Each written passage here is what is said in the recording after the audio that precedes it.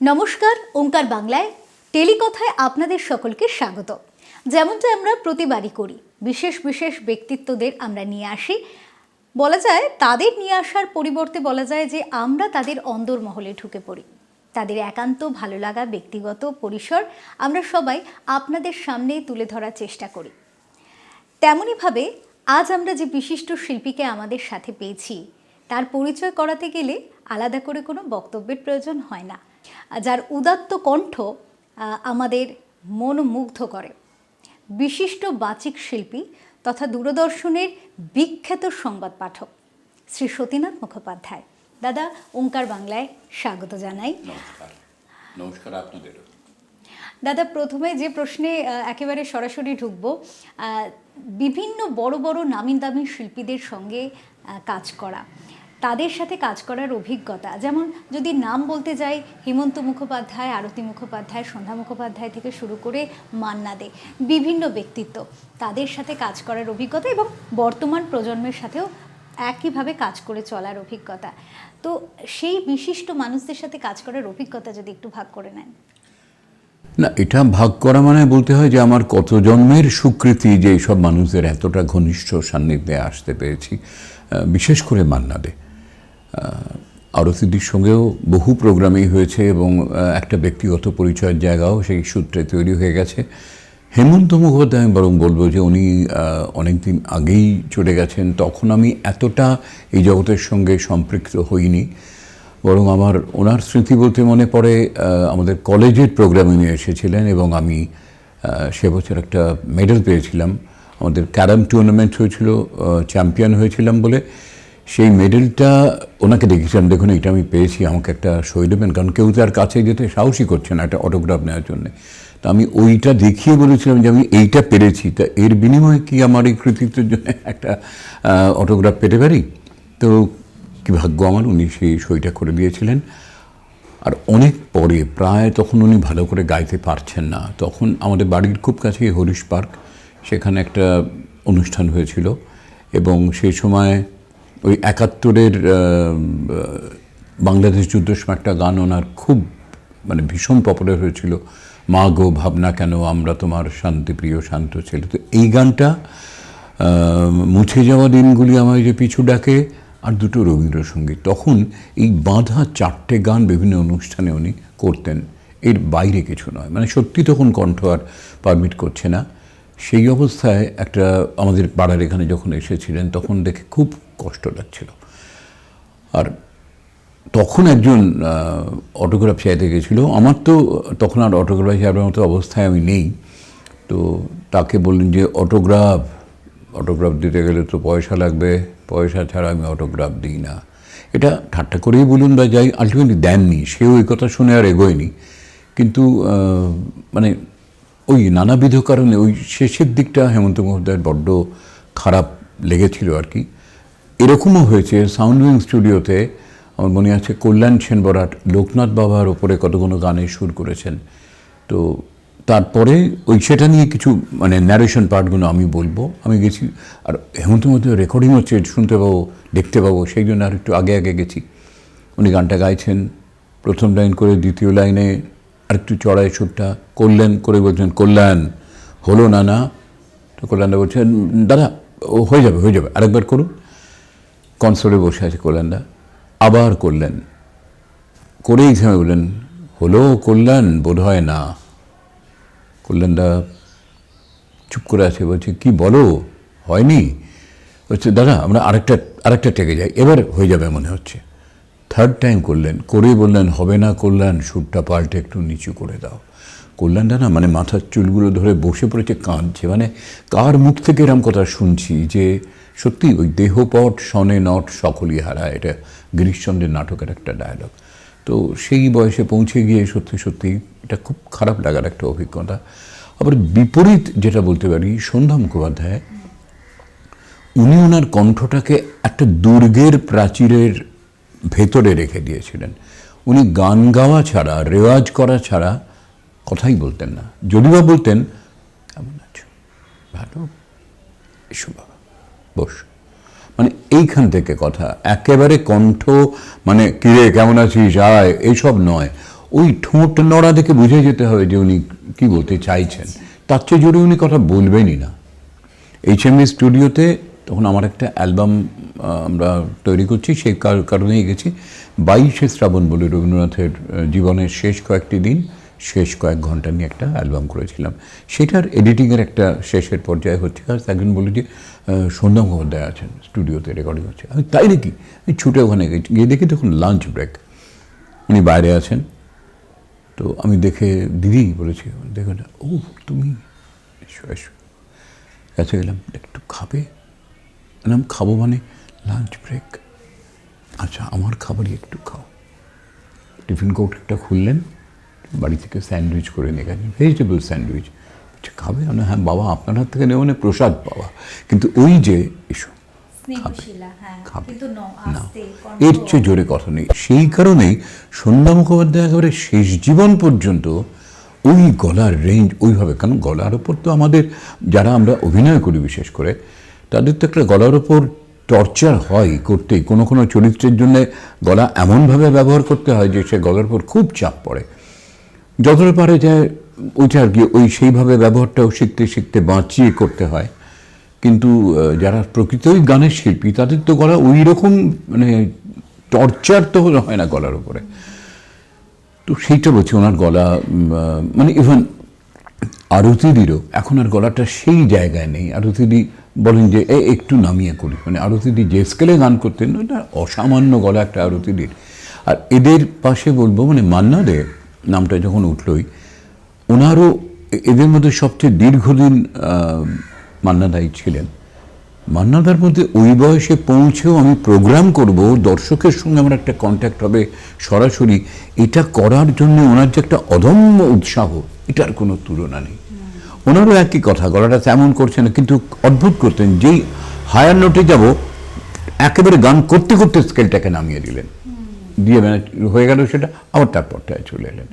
আর ওনার সঙ্গে বিশেষ করে শেষের কয়েকটা বছর বহু প্রোগ্রামে ওনার পাশে বসার মানে আমি সৌভাগ্যই হয়েছে বলবো, সেটা কত জন্মের সুকৃতি মাঝে মাঝেই মনে হয়।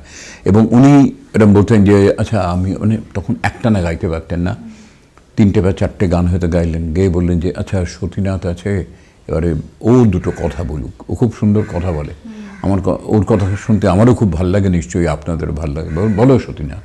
এবার আমার তো খারাপ কথা বললে হাতে হ্যারিকেন, মান্নাদের গানের পরে আমি কী কথা বলবো।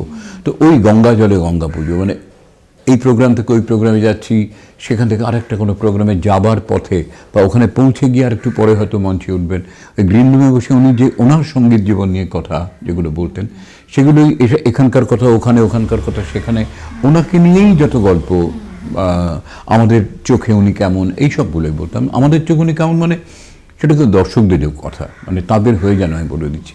সো এটা একটা অসামান্য অভিজ্ঞতা ছিল। তার মধ্যে একটা দুর্দান্ত অভিজ্ঞতা হচ্ছে, দেখতাম উনি একটা গান চোখ বুজে শুরু করে দিলেন, হারমোনিয়ামের উপরে গানের খাতাটা রাখা, এটা একটা দারুণ অভিজ্ঞতা। এবং মুখরাটা করার পরে যখন ইন্টারলিউড হচ্ছে, তখন উনি ওই ডায়েরি পাতাটা উল্টে, খাতাটা সব গান নিজের হাতে করে লেখা প্রত্যেক পাতায়। তখন এই সূচিপত্রটা দেখতেন, ধরো একটা গান আছে 73 পাতায়, এই তখন পাতা উল্টে উল্টে উল্টে 73-এ পৌঁছাচ্ছেন, হয়তো 75 চলে গেলে আবার পাতা উল্টে এদিকে আসছেন। এরকম কয়েকটা প্রোগ্রামে দেখার পরে আমি বুঝে গেলাম ব্যাপারটা এই। প্রথম গানটা হয়তো খোলাই ছিল, তারপর যে গানটা নিজের মুখ খেয়ালে ধরে নিয়েছেন, যেই না ধরা আমি চোখ বুঝে গান গাইছি, আমি একটু করে এটা সরিয়ে নিয়ে গানটা কত নয়, এটা 26 পাতায় আছে, টাক টাক টাক টাক করে 26 পাতা দিয়ে খুলে রেখে দিয়েছি। উনি গানটা শেষ করে যেই ইন্টারভিউটা আরম্ভ হয়েছে, গানটা ইন্টারভিউ হচ্ছে, হঠাৎ ঘাড় ঘুরে বললেন did you do it, thank you বলে আবার গানটায় চলে গেলেন। মানে এই যে একটা মোমেন্ট পাওয়া। আবার হয়েছে কি, কোনো একদিন মুড খুব খারাপ, কিছু একটা হয়েছে, আমি বলছি না না না ইটস অল রাইট, মানে মনে যা হয় রেগে, আপনি রেগে গেলে তোলপাড় ইংরেজি। আর যখন মজার মুডে থাকেন তখন একদম উত্তর কলকাতার ঘটি হয়েও মানে মুখে এমন বাঙাল কথা বলবেন যে লোকের হেসে কুল পাবে না। মানে এক একজনের এক এক রকম থাকে। তবে মান্নাটা খুব আড্ডাবাজ, মানে লাইক মাইন্ডেড লোক হলে খুব মজার গল্প এটা ওটা করে। হ্যাঁ বাবা, এরা দেখো ওই পর্যায়ে এই যে সন্ধ্যা মুখোপাধ্যায়ের মুড কিরাম, উনি কোনো কথাই বলবেন না, HMVর একটা প্রোগ্রামে ওনাকে সম্বর্ধনা দেওয়া হচ্ছে ইন্ডোর স্টেডিয়ামে, ফ্লোর এবং স্টেডিয়াম মিলিয়ে প্রায় 1020 লোক। এবারে HMVর তখন যিনি ইস্টার্ন জোনের চিফ, তিনি এসে আমায় বলছেন যে সচিনবাবু আপনি বলতে পারবেন, ওনাকে বলুন না যদি 2 লাইনও গান একটু করেন। তো আমি গিয়ে ওনাকে বলছি দিদি সবাই বলছে, মানে আমাদের ওই বড় কর্তা যিনি, উনিও বলছেন যদি 2 লাইন গান করেন। হ্যাঁ, 2 লাইন গান? ও আমি না বাড়ি যাব, আমি বাড়ি যাব, আমাকে বাড়ি যাওয়ার ব্যবস্থা করে দাও। আমি নাম নাই দিদি 2 লাইন, আমি বাড়ি যাব, আমি বাড়ি যাব, মানে একটা আতঙ্কের মতো। না কিছু একটা বুঝতে পারি, লোকজন গান শুনবো গান শুনবো, বিরাট চিৎকার, উনি একদম কাঁপছেন, আমি বাড়ি যাব, আমি বাড়ি যাব। তাড়াতাড়ি ওনাকে এই সম্বর্ধনা দিয়ে নামিয়ে নিয়ে যেতে পারি না। ওইখানে উনি বলছেন এই এত লোকের মধ্যে উনি গান ওইরকমভাবে উনি গান কোনো দিন গাইবেন না। এবং এমন একটা পরিস্থিতি যে আমরা ছেড়ে না দিয়ে ওনাকে কোনো উপায় নেই। তো মানে ওই আর কি, এক একজনের নেচার এক এক রকম, এক এক রকম অভিজ্ঞতা। এটা অসাধারণ যে এক একজন এক এক ব্যক্তিত্বের মানুষ, তাদের যে না এরা তো আমাদের কাছে ঈশ্বর তুল্য না, গানের জগতে এরা একদম ভগবান। তাদের কাছ থেকে দেখা এবং তাদের সান্নিধ্য পাওয়া, এটা তো সত্যি ভীষণ বড় কথা। এবং ঠিক তেমনভাবে কিন্তু আজ আমারও এটা খুব প্রাপ্তি যে আমি আপনার সান্নিধ্য পাচ্ছি, কারণ এটা আমারও একটা অভিজ্ঞতা রয়েছে ছোটোবেলা থেকে। ভীষণ বলা যায় যে ইন্সপিরেশন, যাকে দেখে কোনো একটা প্রফেশনকে ভালো লাগা বা ভালোবাসা, সেটা কিন্তু আমার কাছে একদমই আপনি। আমরা তো মাটির পৃথিবীতে আছি, হ্যাঁ ভাল লাগে কাজ করছি, সেই কাজটা লোকের ভাল লাগে, এটা ঈশ্বরের আশীর্বাদ। দাদা, এই প্রফেশনকে ভালোবেসে যে আসা, অবশ্যই তো ভালো লাগা, শিল্পী ভালোবাসে বলেই শিল্পকে সৃজনশীলতায় সৃষ্টি করতে পারে। সেক্ষেত্রে ভালো লাগার মানে ভালো লাগার পিছনের যে গল্পটা, সেটা একটু শুনবো। না এখানে না আমার সত্যি কোনো গল্প নেই, মানে আমি যে কোনো দিন শিল্পী হব এরকম সম্ভাবনা আমি অতি বড় বয়স পর্যন্ত ভেবে দেখিনি। হঠাৎ করে কেমন করে যেন হয়ে গেল, মানে এটা ঠিক ব্যাখ্যা দেওয়া খুব মুশকিল। তবে হ্যাঁ, ভেতরে ভেতরে এই যে একটা শিল্পবোধ, একটা শিল্পী সত্তার উন্মেষ ঘটা, এটার যেভাবে হয়েছিল সেটা কিন্তু আমার মনে হয় যে কোনো কারোর হতে পারত। আমাকে বিশেষ কেউ উৎসাহ দেখাননি, বিশেষ কেউ এই জগতে আসার জন্য বলেননি তোর মধ্যে বিরাট সম্ভাবনা, তুই আয়, তুই এটা করলে হবে, এরকম মানে আমার এরকম পরিবেশই ছিল না। কিন্তু আমাদের ছোটোবেলাতে বা অনেকটা বড়বেলা পর্যন্ত আমাদের কাছে একটা বিনোদনের বিশাল আধার ছিল রেডিওর নাটক। এই নাটকগুলো শুনতাম শুক্র, শনি, রবি, আর মাসের একটা করে শেষ বৃহস্পতিবারে রাত্রিরে নাটক হতো একটা। এই নাটকগুলো কি বলবো যেন আমাদের একেবারে উদ্বেল করে দিত। এবং সত্যি শুনতে শুনতে মনে হতো যে এরকম একটা কোনো নাটকে জীবনে একদিনও কি একটু অভিনয় করতে পারবো, সেই একটা ভেতরে ভেতরে তৈরি হওয়া, কিন্তু কি করে করব, কোনো স্কোপই নেই। ফলে ওই ব্যাপারটা চলতে চলতে চলতে চলতে এই যে একটা স্পৃহা ভেতর থেকে, সেটা কিন্তু তৈরি করার পেছনে রেডিও নাটকের একটা বিরাট বড় ভূমিকা, এ বিষয়ে কোনো সন্দেহ নেই। তারপরে ইনফ্যাক্ট আমি তখন যা পারিবারিক অবস্থা, আমার একটা চাকরি পাওয়া ইমিডিয়েটলি দরকার, তো ঠাকুরের আশীর্বাদে চাকরিও একটা পেয়ে গেলাম, একটা আধা সরকারি সংস্থায়, মোটামুটি একটা ভবিষ্যতের জন্য নিশ্চিন্ততা পাওয়া গেল। এবং তখন সাহস করে বাড়িতে বলতে পেরেছি যে একটা গ্রুপে আমায় অভিনয় করার জন্য বলছে, যাবো মা। ঘুষ দেওয়া কিন্তু, মানে ওই মাসের শেষে মাইনের খামটা মার হাতে এনে দিই ধরে, সেই জোরে বলতে পারছি যে আমি একটু অভিনয় করতে যাব। তো যাই হোক, তখন একটু অনুমতি পাওয়া গেল, সেইভাবে শুরু। বরং আমি বলবো যে আমার ছবি আঁকতে খুব ভালো লাগতো, সত্যি সত্যি ছবি আঁকাটাকে মানে মন থেকে ভালোবাসতাম, এবং ছবি আঁকাটাকে নিয়ে এগোবো এরকম একটা ভেবেও ফেলেছিলাম। কিন্তু যাই হোক, সে অনেক বড় গল্প, পাখি চক্রে হলো না। কিন্তু আমার মনে হয় যে এখানে ঈশ্বর বোধহয় অনুভব করেছিলেন আমার ওই কিছু একটা সৃষ্টি করার, আঁকা দিয়ে হোক বা যে কোনো কিছু করে হোক, যেটা আমি হয়তো রং তুলি দিয়ে বা পেন্সিল দিয়ে খাতার পাতায় করতে পারতাম, সেইটা বিভিন্ন চরিত্রের রূপদান করার মধ্যে দিয়ে সেইটার প্রকাশ যেন। আমার মনে হয় যে ব্যাপারটা খারাপ কিছু হয়নি, ভালোই হয়েছে। এটা আমিও একেবারে একমত, এবং আমি এটা খুব বলিও যে ডাক্তার, ইঞ্জিনিয়ার তো পড়াশোনা করে অনেক সন্তানকেই মা বাবারাও বানাতে পারেন, পরিবারও বানাতে পারে, কিন্তু শিল্পী বানানো যায় না। শিল্পী একদম ঈশ্বর বানিয়ে পাঠান, কারণ শিল্পী যেটা প্রয়োজন, কণ্ঠ চাইলেই মানুষ পাবে না, বা শিল্প সত্তাটাও চাইলেই আসে না। না, তার সঙ্গে সঙ্গে কণ্ঠ শুধু থাকলেই হয় না। এই যে শিল্প সত্তা বলে, ঠিক সত্তা নয়, বলছি ওই আবেগের জায়গাটাও, ইমোশনের জায়গাটা যার আছে, শুধু থাকলেই হবে না, আবার সেটাকে এক্সার্ট করারও একটা ক্ষমতা।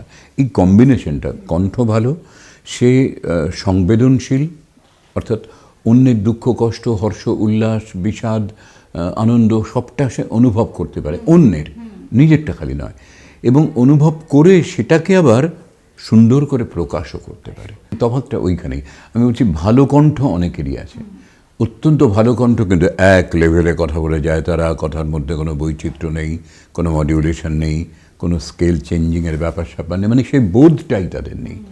সেই গলাটা কিছুক্ষণ শুনতে ভালো লাগবে, তারপরে ব্যাপারটা বোরিং হয়ে যাবে। কিন্তু আমরা অজান্তে, প্রতিটি মানুষ আমরা কিন্তু মডিউলেশন করেই চলি, ইরেসপেক্টিভ অফ তার গলা ভালো না গলা খারাপ। কারণ মানুষ যে কথা বলে, মানুষ এইটা চায় যে আমি যে কথাটা বললাম, যাকে বললাম, সে যেন সেই মতো কাজটা করে। কাজে আমি তাকে বিশ্বস্তভাবে কথাটা বলবো, এবং এমন করে যাতে আমার কথাটা সে মূল্য দেয়। ফলে তাকে যেভাবে, আমি কাউকে যদি ধমকে কথা বলি, কেন এটা করিস নি, যা গিয়ে করে আন, আমি বলবো না কেন এটা করিস নি, যা গিয়ে করে আন। যদি তার সঙ্গে সেরকম রিলেশন হয়, কাজে কাকে কিভাবে বলবো এটা আমারই মন কিন্তু বলে দিচ্ছে। আমি এটাও বলতে পারি, কেন এটা করিস নি, যা যা যা গিয়ে করে আয়। একই কথা আমি লোক বিশেষে এবং পরিস্থিতি, আমাদের যে কোনো কিছু করতে গেলে একটা বলে স্থান কাল পাত্র, কোথায় বলছি, কখন বলছি, কাকে বলছি, এটাই বলে দেবে আমাকে কথাটা কিভাবে বলবো। কথার সৌন্দর্য, একদমই কথার সৌন্দর্য কিন্তু অনেক হওয়া কাজ আটকেও দিতে পারে, যেমন অনেক না হওয়া কাজ কিন্তু হইয়েও দিতে পারে। কথার অনেক শব্দই তো পরম ব্রহ্ম, ওই কারণেই বলেছে।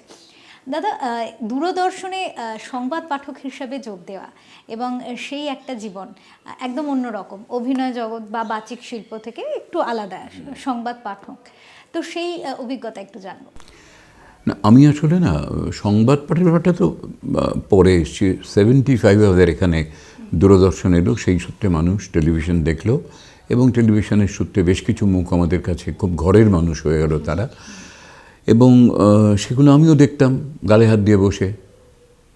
তখন একটু একটু অভিনয় করছি, করতে করতে করতে কীরকম আমার দেখতে দেখতে মনে হতো এই নিউজ বলা ব্যাপারটা আমি পারবো। ভেতরে গিয়ে যেন বলতো যে এটা তুই পারবি, এটা তুই পারবি। তো আমি আয়নার সামনে বসে আর কি পাবো, মানে খবরের কাগজ দেখে রেখেই একটা চেয়ারে আয়নার সামনে বসে বসে পড়তাম। ওইটা করতে করতে করতে করতে অ্যাপ্লিকেশন করলাম, ইন্টারভিউ দিলাম। কিন্তু এটা একটা মারাত্মক ঘটনা ঘটেছিল। আমাকে অনেকেই বললো যে দেখো, রেডিও টেলিভিশনে কিন্তু তোমার যদি বাবা কাকা মামা যারা কেউ না থাকে, তাহলে কেউ চান্স পাবে না। এরম আছে কেউ? আমি দেখলাম কেউ নেই। তখন এ বলল 3টে নাম, বি বলল 5টা নাম, সি বলল 8টা নাম, যে এদেরকে গিয়ে ধর, তারা কিছু একটা হিললে হতে পারে। তা আমি দেখলাম যে এই করে প্রায় গোটা 70 নাম পেয়েছি। সবাইকে তো গিয়ে বলা সম্ভব না। আমি মেরে কেটে তার হয়তো ধরা যায় যে 30-40% কাছে তাও পৌঁছলাম, মানে একটা বৈতরণী পার যদি কেউ করে দেয়। তো ফলে যেদিন অডিশনটা ছিল, সেদিনে গিয়ে আমার কিরকম মনে হলো যে আমি এত ফালতু, এতগুলো লোকের সঙ্গে আমি দেখা করেছি, খালি আমাকে একটু মানে এগিয়ে দাও, ঠেলে দাও, ঢুকিয়ে দাও করে, আমার নিজের কোনো ক্যালিবার নেই। এই মনে হওয়াটা একটা মারাত্মক প্রতিক্রিয়া হলো। ফলে আমি যখন মূল অডিশনে গিয়ে বসলাম, আমি একটা ভুল করলাম, নিজেই বুঝলাম এটা ভুল করলাম। 4 লাইন পরে সেম ভুল আবার করলাম, পরের পাতায় গিয়ে সেম ভুল আবার করলাম, এবং আমি নিশ্চিত যে পৃথিবীর কারোর ক্ষমতা নেই আমাকে এটাতে পাস করিয়ে দেয়। এবং আমি সাকসেসফুলি, মানে এটাকে বলা যায় সাফল্যের সঙ্গে ব্যর্থ হলাম আর কি, পারলাম না। কিন্তু মনে একটা তখনই জেদটা চাপলো যে না, এটা কিন্তু আমি পারবো। এবারে একটা এরকম গোলমাল হয়ে গেছে। ফলে 1 দিন 2 দিন না, 3 বছর আমি কিচ্ছু করিনি। ওই 3 বছরে আমি কিন্তু রিডিং ব্যাপারটাকে যতটা পারা যায় সুন্দরভাবে কি করে বলতে পারা যায় সেটা আয়ত্ত করার চেষ্টা করলাম, কারুর থেকে দেখে নয়, নিজে নিজেই। আর নিউজ যখন শুনতাম, যারটা বলা ভাল লাগতো, কেন ভাল লাগছে এটা একটু বিচার করে দেখার চেষ্টা করতাম আমার মতোই করে। একদিক থেকে আমি ভেরি ফরচুনেট যে আমাকে এগুলো না কারুর কাছে গিয়ে শিখতে হয়নি। ফলে আমার ওপরে সেই অর্থে আমি বলতে পারি, আমার সমকালীন, আমার পূর্বসূরি যারা, কারুর কোনো প্রভাব আমার উপরে এসে পড়েনি। ফলে এই অরিজিনালিটি, একটা স্বতন্ত্র সত্তা যাকে বলে, সেইটা আমি নিজে নিজে ক্রিয়েট করতে পেরেছিলাম। এটা কোনো গর্ব করে বলার নয়। আমার মনে হয় যারা বিখ্যাত কারোর কাছে শেখেও, তাদেরও কিন্তু একটা নিজস্ব থাকে, সবসময় মানে সেটাকেই বেশি গুরুত্ব দেওয়া উচিত। তো 3 বছর পরে যখন আমি অডিশন দিতে গেলাম, বিলিভ মি, কাকপক্ষী জানতে পারিনি। মানে বাড়িতে কেউ জানে না যে আমি অডিশন দিয়েছি। প্রিলিমিনারি অডিশন দিলাম, তাতে যা হলো, ফাইনাল অডিশনের দিন গেলাম। এবার ফাইনাল অডিশনের দিন ঠিক বিপরীত, আমার আগের যে অডিশন সেই দিনের বিপরীত কিরাম, গল্ফ গ্রিনে গেছি, ঢুকছি যখন তার আগে বৃষ্টি হয়ে গেছে প্রচণ্ড, গল্ফ গ্রিন তখন সবুজে সবুজ, আর বৃষ্টি ধোয়া সবুজের একটা অন্য ফ্রেশনেস, ওই পরিবেশটা যেন আমার মনটা খুব চনমনে করে দিল। বারে কিছু সুন্দর আবহাওয়া, এত সবুজ, এবার অত বড় বিল্ডিং, সেখানে ঢুকলাম, ঢুকলেই তো হারিয়ে যাব, ওই প্রথম ঢোকা। এবং গিয়ে যখন বসলাম ভেতরে, তাকিয়ে দেখলাম যে আমি সবার লাস্টে ঢুকেছি, বাকি সবাই আরও আগে আগে চলে এসছে। তো তাকিয়ে দেখলাম যে টোটাল আমাকে নিয়ে 21 জন। কীরকম এদের মুখের দিকে তাকিয়ে বলি যে এরা আমার কম্পিটিটার। ভাই, আজকে যদি একজনও এখান থেকে সিলেকশন হয়, সেটা আমি, কেউ আটকাতে পারবে না। কেন জানি না এটা মনে হলো। ফলে আমি সিরিয়াসলি বলছি, গিয়ে যখন অডিশনে বসলাম, যখন দিলাম, এত সহজভাবে, মানে খুব স্পন্টেনিয়াস ব্যাপারটা হলো, আমার মনেই হচ্ছিলো যে এবার আজকে যা করলাম একটা নিশ্চয়ই পজিটিভ কিছু রেজাল্ট পাবো। কিন্তু প্রথম নিউজেরটা আরও ইন্টারেস্টিং। বাড়িতে একটা মার্চ মাসের 3rd উইকে বোধহয় ফোন এলো যে সতীনাথ মুখোপাধ্যায় বলছেন, হ্যাঁ আচ্ছা শুনুন, আপনি অডিশন দিয়েছিলেন দূরদর্শনে, 1 এপ্রিল আপনার নিউজ আছে। কেন? হ্যাঁ, কী বলছেন? মানে কানকে বিশ্বাস করতে পারছি না যে আপনার নিউজ, প্রথম নিউজ আপনার 1 এপ্রিল, এটা 1987। তা আমি মানে সত্যি ওই দিন মানে কথা বলবো কি ফাম্বল করছি। বলছে হ্যাঁ, ওই দিন তাড়াতাড়ি চলে আসবেন, 4টের মধ্যে নাকি 3টের মধ্যে, গেটে বলে। বললাম আচ্ছা ঠিক। ফোনটা রাখতেই গেল, দাদা দাদা 1 মিনিট, আপনি কোথেকে বলছেন? বলছি দূরদর্শন থেকে বলছি, সংবাদ বিভাগ থেকে। আমি দাদা, রসিকতার একটা লিমিট থাকে, আপনি জানেন না আমি এই কাজটার জন্য কতটা উন্মুখ হয়ে আছি, আপনি আমায় এপ্রিল ফুল করছেন, 1 এপ্রিল আমার নিউজ। বলছে ও হ্যাঁ, 1 এপ্রিল এপ্রিল ফুল। না না না না, শুনুন, এটা এপ্রিল ফুল না, সত্যি আপনার নিউজ। আপনি কে বলছেন এটা বলবেন? তখন নাম বললেন। নামটা বরাবর তুমি চিনতে পারলাম। মানে আমার ওই অডিশনে যাওয়া, ওখানে পৌঁছানো, এই ব্যাপারে একজন আমাকে ওই মোমেন্টে দারুণ হেল্প করেছিলেন যে আপনার কিন্তু অডিশনটা মানে আমি ফাইনাল অডিশন দিতে পারবো না, এরকম একটা পর্যায়ে হয়ে গেছিলো। পারবো নাই জেনে চলে আসছি, হঠাৎ উনি ডেকে বললেন যে একটা কথা বলবো। হ্যাঁ হ্যাঁ বলুন। আপনার কিন্তু এই অডিশনটা মিস করা উচিত হবে না। তাহলে আমার সে প্রিলিমিনারি অডিশনটা দেখে এর কি কোথাও মনে হয়েছে যে হ্যাঁ পারবে? তারপরে যেটা ঘটতে হবে মিরাকুলাস ব্যাপার, আমি যে কী করে পারলাম এরপরে, এবং ওই আর কি হয়ে গেল। কিন্তু খুব নাটকীয় এই ব্যাপারটা বলছি, পারা এবং না পারা এবং পারা দুটো মিলিয়ে। না, তার পিছনে একটা যেটা প্রধান, আমরা আমাদের দর্শক যারা রয়েছে তাদের বলবো যে চেষ্টার কিন্তু কোনো বিকল্প হয় না, এবং নিজেকে তৈরি করার যে একাগ্র চিত্তে সেই ইচ্ছা শক্তির সমস্ত কিছু মিলিয়ে চেষ্টা এবং ইচ্ছা শক্তি, তার কিন্তু কোনো রকম সত্যি বিকল্প নেই, কোনো বিকল্প নেই। ওই যে 3টি বছর, এটা আমি বলতে, ওই 3টি বছর কিন্তু আমি, এবং সেটাও কিন্তু ওই বললাম কাকপক্ষকে জানতে দিইনি যে আমি আবার ভাবছি কিছু, এরম করবো কিছু না, কেউ জানতো না। যেদিন নিউজ বলবো সেই দিনে আমি বললাম মাকে, মা আজকে আমার টিভিতে নিউজ আছে।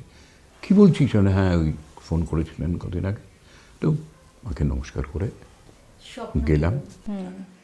দাদা, অভিনয় জীবন সম্পর্কে অভিজ্ঞতা? এই নিউজ বলার সঙ্গে অভিনয়ের একটা সংঘাত ঘটতো মাঝে মাঝে। মানে 7টা থেকে একটা কোনো সিরিয়াল হবে, কোনো টেলিফিল্ম হবে, কিছু একটা হতো, আর 7:30টায় নিউজ। এরকম হয়েছে যে আমি একটা চরিত্র করেছি যে ড্রিঙ্ক করে আউট হয়ে গেছে, পুরোপুরি বেহেড মাতাল হয়ে গেছে। 7টা থেকে 7:28 অবধি সেইটা দেখানো হলো। তারপরেই 7:30টায় আমি নিউজ বলছি, এবং বলে যখন ফিরে গেলাম নিউজ রুমে, সেটা তোলপাড়। বারবার তোমাদের বলেছি যে এই অ্যাক্টিং করা ছাড়ো, নিউজ পড়লে নিউজই পড়ো, লোকে কী মনে করবে বলো, তুমি একটা মাতালের পাঠ করলে একটু আগে, তারপরে লোকে দেখছি লোকটা নিউজ বলছে, মনে হয় না লোকে যারা মাতাল নিউজ বলতে এসছে।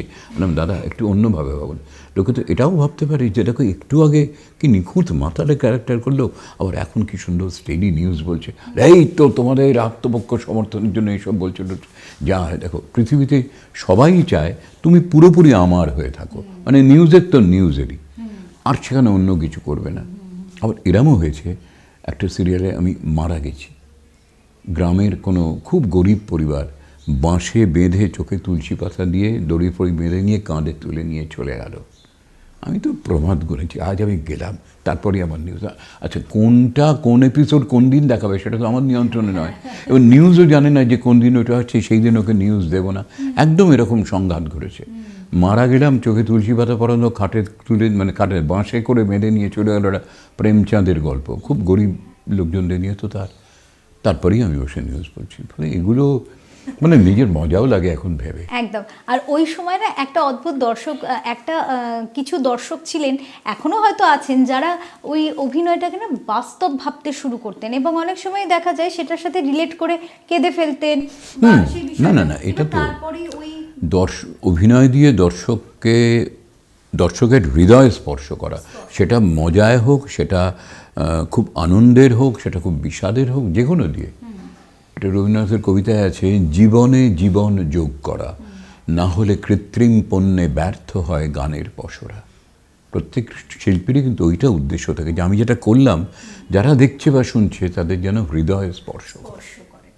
দাদা, সংবাদ মাধ্যমের বিষয়ে যেটা আসছিলাম, সংবাদ পাঠ করতে গিয়ে সংবাদ আসলে তো যেটা বলা হতো সংবাদ পরিবেশন বা উপস্থাপন করা, কিন্তু বর্তমান যে সংবাদ পাঠের যে ধরনটা, কোথাও গিয়ে মনে হয় যে এখানেও সেই সংঘাতই একটা কোথাও সৃষ্টি হচ্ছে। এখানে সংঘাতটা এটা যুগের হাওয়া, যেরকম বলছে আর কি।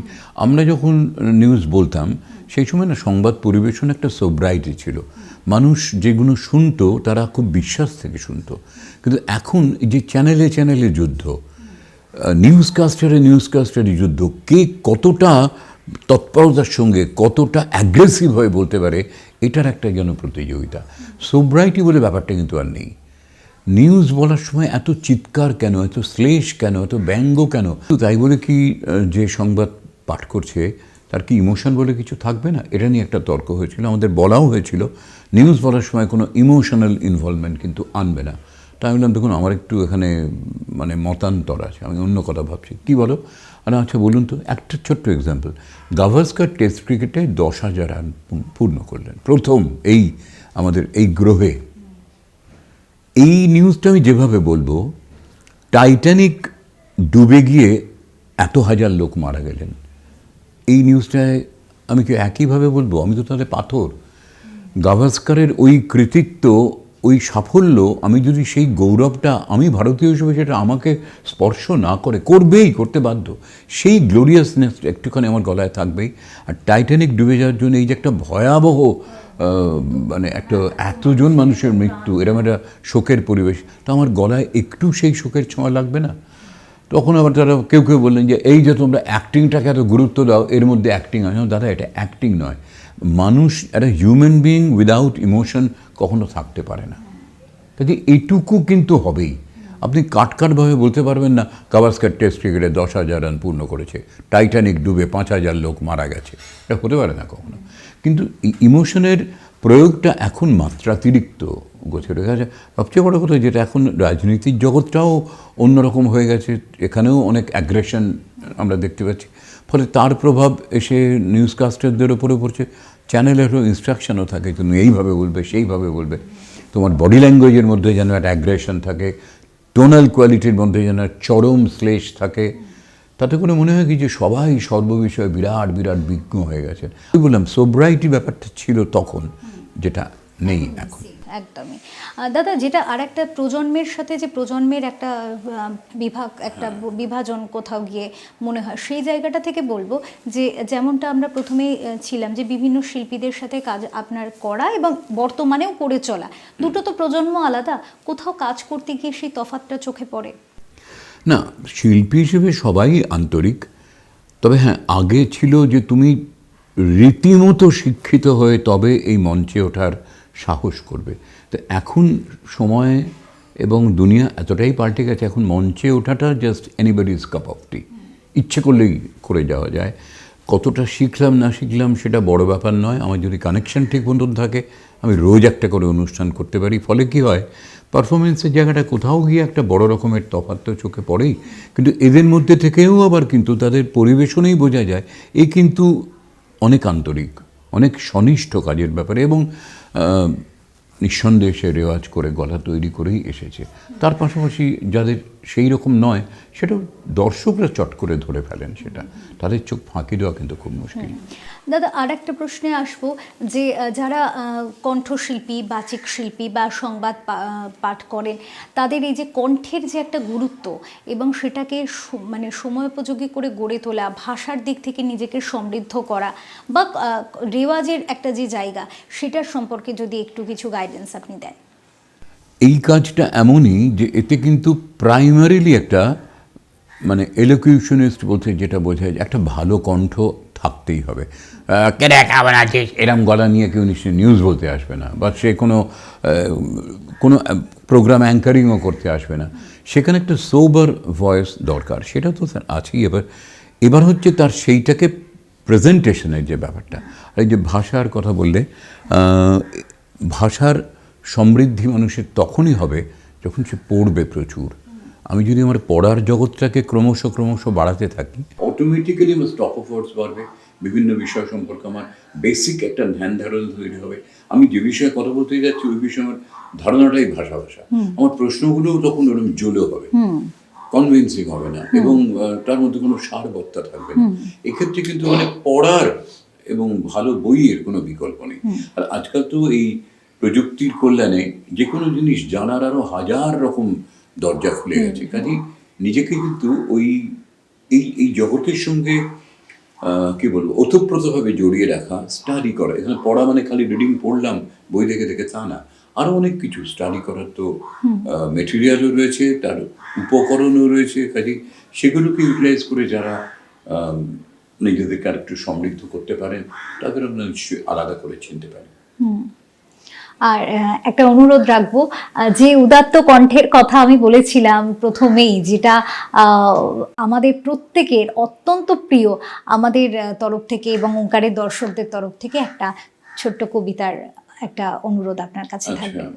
তো একটা কবিতা বলতে বললে মানে ছোট্ট কবিতা শোনাই। এটা কবিতা ঠিক নয়, একটু ছড়া মতোই, কিন্তু সেটা যিনি লিখেছেন খুব ভাবতে বা বলতে ভালো লাগছে। তিনি কিন্তু সেরকম সুবিখ্যাত কোনো কবি বা ছড়াকার নন।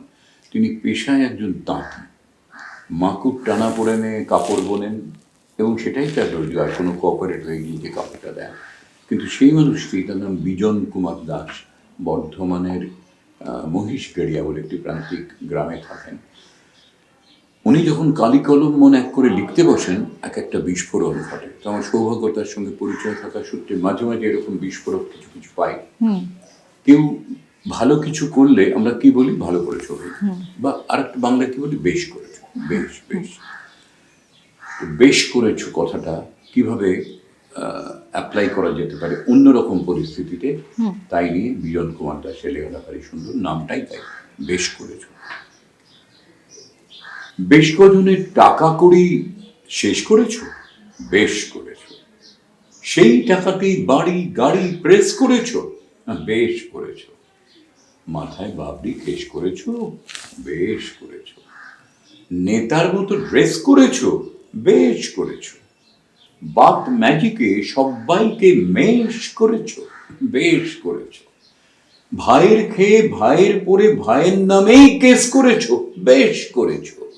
খুব করেছো বেশ তালে, আইন মরেছে শেষকালে। গোপন পথে সব খুইয়ে নিজের সবই শেষ করেছো, বেশ করেছো, বেশ করেছো, বেশ করেছো, বেশ করেছো। মানে কিরাম টাইপটাকে সেইটাই লাস্টে গিয়ে বলছো। লাস্টে বেশ করেছো কিন্তু 4 বার লেখা নেই, একবারই আছে। আমার বলতে গিয়ে মনে হচ্ছে এটাকে যদি লাস্ট টাইম, যেমন স্ক্রু টাইট দেওয়ার সময় ফাইনাল টাইটটা দেয় না, ওই বেশ করেছোটাকে যদি সেইভাবে একটা মোচড় দেওয়া যায়। এটা কি একটা লেখাটা ভালো লেগেছে, এবার পরিবেশনের সময় আমি কিভাবে বলবো, একটা নিজস্ব এক্সট্রা টাচ। এই জন্যই হয়তো সতীনাথ মুখোপাধ্যায় আলাদা করে আমরা বলতে পারি যে তিনি নক্ষত্র। ওই যে বললেন আপনি, কণ্ঠ অনেকেরই আছে, উপস্থাপনাও অনেকে করেন এবং মঞ্চেও এখন অনেকেই ওঠেন, কিন্তু তবু আপনি যে আপনি, এবং আজ যে আমি এই কারণে যে আপনাকে অনুরোধ করে আপনার পাশে এসে বসে এই যে ইন্টারভিউটা নিচ্ছি এবং দর্শকদের সামনে তুলে ধরছি, তার বোধহয় অন্যতম কারণ এই ব্যক্তিত্ব। গুরুত্বপূর্ণ সময় আমাদের সাথে ভাগ করে নেওয়ার জন্য অনেক ধন্যবাদ। খুব ভালো থাকবেন। ওঙ্কারের দর্শকদের কাছে আসবো। আজ বিখ্যাত বাচিক শিল্পী তথা সংবাদ পাঠক, বিশেষ উপস্থাপক। আমরা সেই মানুষটির কিন্তু কথা শুনলাম, তার সম্পর্কে কিছুটা জানার চেষ্টা করলাম এবং অনেকটা শিখলাম।